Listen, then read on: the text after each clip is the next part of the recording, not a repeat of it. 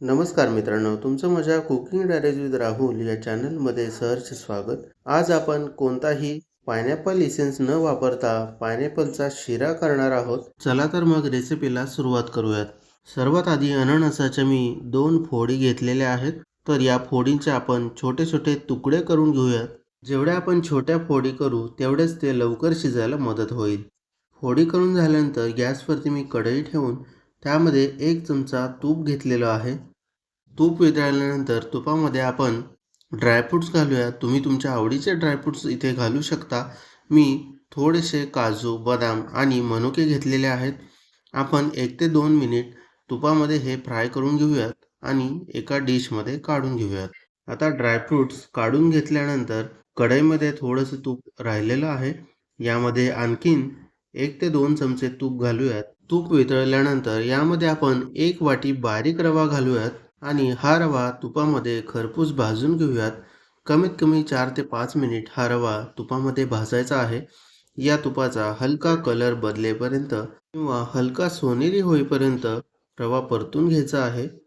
3 ते 4 मिनिटांमध्ये तुम्ही इथे पाहू शकता रवा आता चांगला भाजलेला आहे. आता आपण एका डिशमध्ये काढून घेऊयात.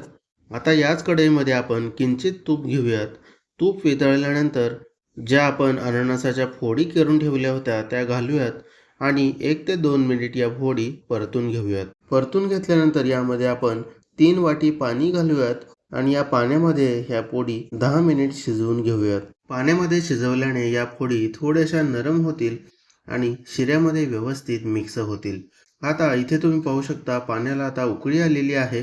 आता आपण कढईवरती झाकण ठेवूयात आणि झाकण ठेवून 5 ते 10 मिनिट या अननसाच्या फोडी शिजवून घेऊयात. 10 मिनिटानंतर तुम्ही इथे पाहू शकता फोडी आता थोड्याशा नरम झालेल्या आहेत. आता यामध्ये मी किंचित येलो फूड कलर घालत आहे. हा पूर्णपणे ऑप्शनल आहे, तुम्ही घातला नाही तरी चालेल.